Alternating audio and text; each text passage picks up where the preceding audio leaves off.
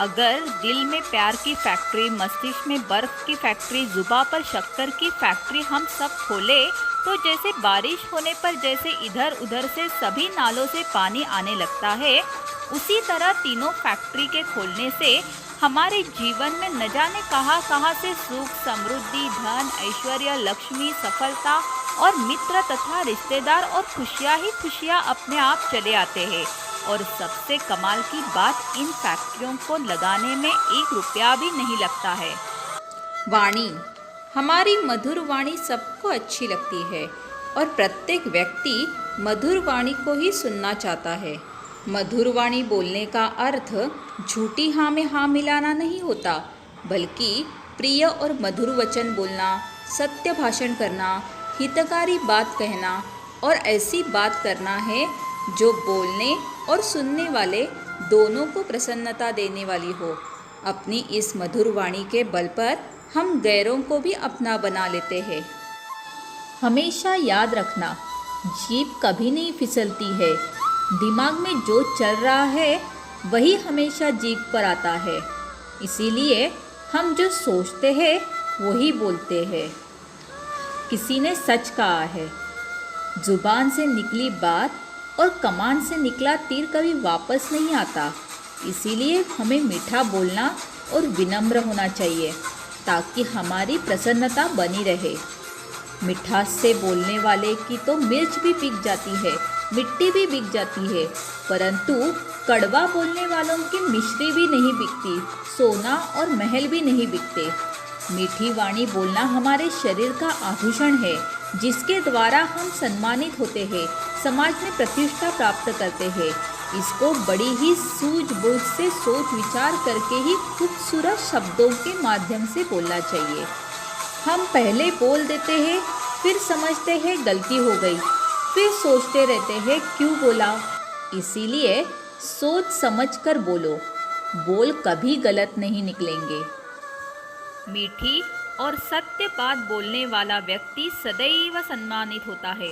उसका गुण, उसका व्यक्तित्व उसकी वाणी से ही प्रदर्शित हो जाता है और जिसकी वजह से सामने वाला व्यक्ति भी बहुत ही सम्मान देकर उससे नपे तुले शब्दों में बातें करता है। मधुर वाणी बोलने वाला व्यक्ति अपने मन मस्तिष्क में सदैव सकारात्मक विचारों को ही सोचता है, क्योंकि सकारात्मक सोचने वाला व्यक्ति ही सकारात्मक बोल सकता है और अपनी प्रसन्नता को सदैव बनाए रख पाता है। कम बोलने और सोचने से हमारी शक्ति बचती है। इसीलिए कहा जाता है कि हम कम से कम सोचें और यदि सोचें तो सकारात्मक ही सोचें। हमारी सोच से शब्दों का निर्माण होता है। यदि हम कम बोलते हैं तो हमारे में शक्ति और ऊर्जा का संचार भी होता है। उचित शब्द को चयन करने का मौका भी हमें मिल पाता है। हम प्रसन्नता का अनुभव करते हैं। हम खुद को शक्तिशाली बना पाते हैं। शब्द को हमारे शास्त्रों में ब्रह्म रूप ही कहा गया है। इसीलिए शब्द तो निश्चित रूप से हमें मोतियों की तरह चुने हुए ही बोलने चाहिए, क्योंकि इंसान चेहरा भूल भी जाता है, कही हुई बातें, सुनी हुई बातें नहीं भूलता, जो उसके सुख और दुख का कारण बन जाती है। मीठा बोलना इसीलिए भी ज़रूरी हो जाता है क्योंकि हमारे खराब मूड को ठीक करने के लिए फिर समय मिल जाता है, किंतु बोले गए कड़वे शब्दों को फिर से संभलने का मौका नहीं मिलता और हम अपनी खुशियों से हाथ धो बैठते हैं। वाणी से बोले गए घाव भी आजीवन भर नहीं पाते। मीठी वाणी बोलने वाले घरों में, रिश्तों में मिठास भर जाती है। परिवार में समृद्धि आती है।